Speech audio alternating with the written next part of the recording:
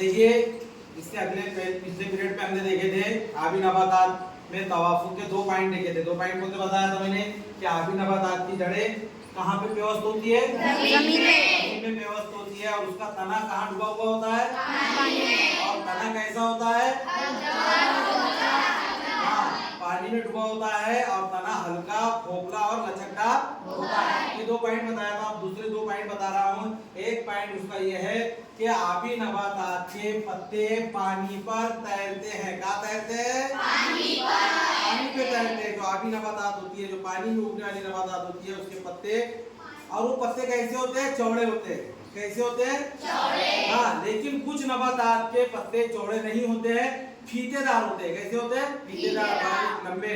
हाँ, तो और कुछ नबातात के जो पत्ते हैं वो चौड़े होते हैं, इसलिए वो पानी के ऊपर तैरते हैं। और आबी नबातात के फूल कहाँ तैरते हैं? फूल भी पानी के ऊपर रहते हैं, पानी पर तैरते हैं। पानी के ऊपर तना जब बढ़ता है तो ऊपर रहेंगे या फिर पानी के ही ऊपर तैरते रहते हैं, पानी में डूबे हुए नहीं रहते। जैसे तना डूबा हुआ रहता है, ऐसा आबी नबातात के पत्ते और फूल पानी में डूबते नहीं है, बल्कि ऊपर क्या करते हैं? तैरते रहते हैं। तो अभी ये 2 पॉइंट आपको ख्याल में रखना है कि आबी नबातात के पत्ते और फूल पानी में तैरते हैं। पत्ते चौड़े होते हैं या फिर फीतेदार होते हैं? कैसे होते हैं? पत्ते चौड़े होते हैं या कुछ नबातात के फीतेदार होते हैं।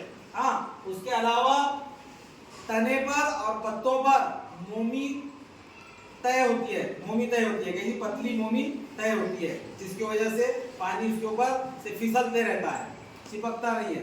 पानी का वजन उसके ऊपर मतलब पानी उसके ऊपर नहीं रहता है, टिकता नहीं है, उसके ऊपर से फिसल जाता है। वो मोमी तय की होनी है। ठीक है, ये 4 पॉइंट आपको कल आकर क्लास में बताना है। ठीक है।